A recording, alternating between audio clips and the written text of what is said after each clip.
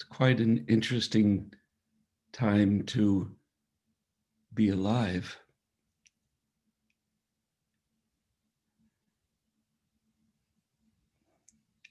And regardless of whether we think we had a say in the time we incarnate, or the universe, or the divine mind, or whatever story we tell ourselves,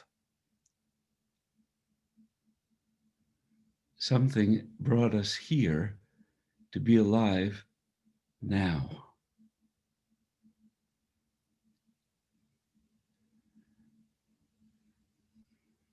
And we use the word destiny, kismet.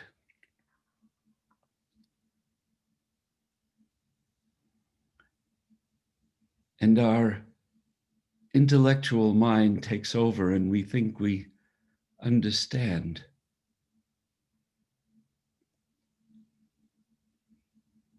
But we're just creating more stories.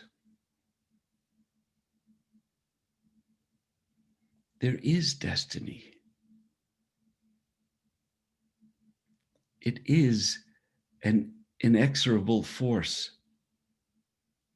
a consciousness that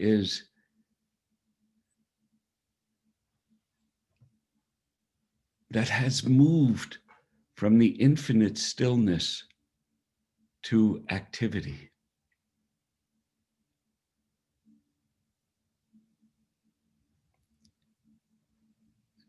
There is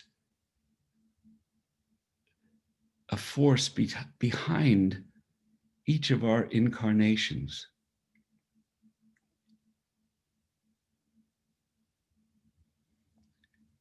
But to really know our destiny, we need to know that all creation, physical or mental, emerged out of stillness. Every religion, every tradition, in its own way, with its own words, speaks about the stillness.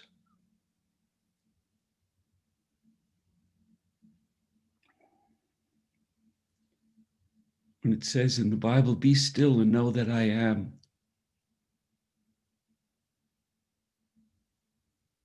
And once we touch this stillness, and all of us can do this, it's not for certain people and not others. Once we touch the stillness, with practice, we can experience the very movement of our individual destiny. Not as a story, not as words,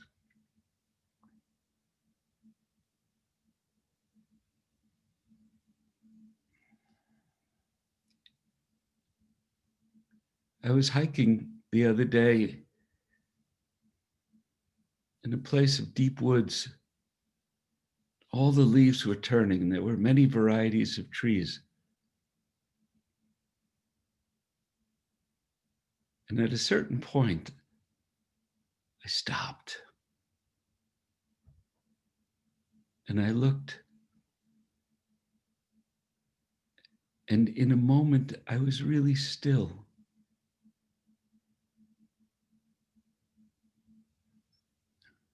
And I thought, just in that moment, and it was a thought with words, I understand now what the Impressionists were doing 100, 150 years ago. They were using the experience of stillness to see. And out of that seeing came their expression on canvas.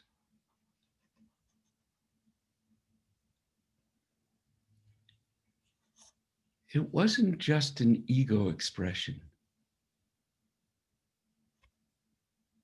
Yes, it was their destiny to do that, but not some foreordained pattern of events.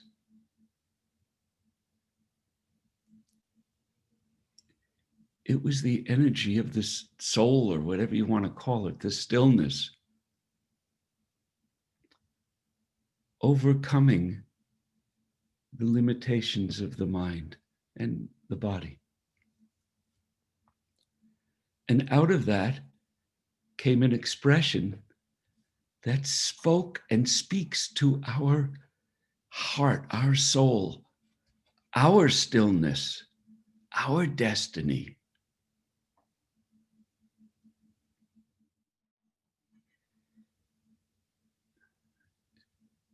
We're taught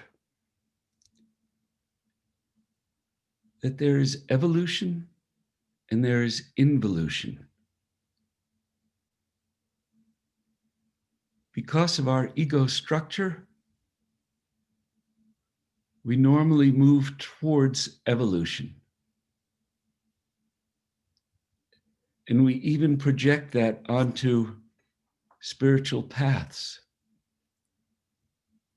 We create hierarchies of beings.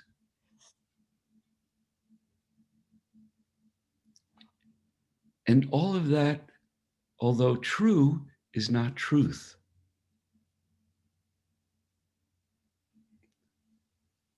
All of the movements, initiations, changes, even the ones that come from God, forgive me, are incomplete. It is only the combination of evolution and involution that can produce growth, that can move us towards all the illuminated souls. What does it really mean? What's involution?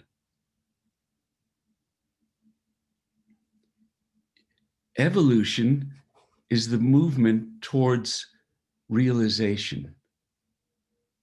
Involution is the movement within towards stillness. You know, we toss these words, nahoja, abad, about, and what really is that? What is this inner state? Well, it is the recognition that movement without stillness creates imbalance, and we're seeking towards balance. At the same time, stillness without movement can create imbalance too.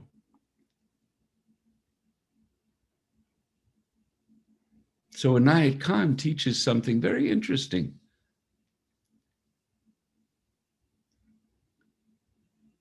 He said, if you are inclined to go into the cave or into the monastery, after deep practice, you will experience stillness.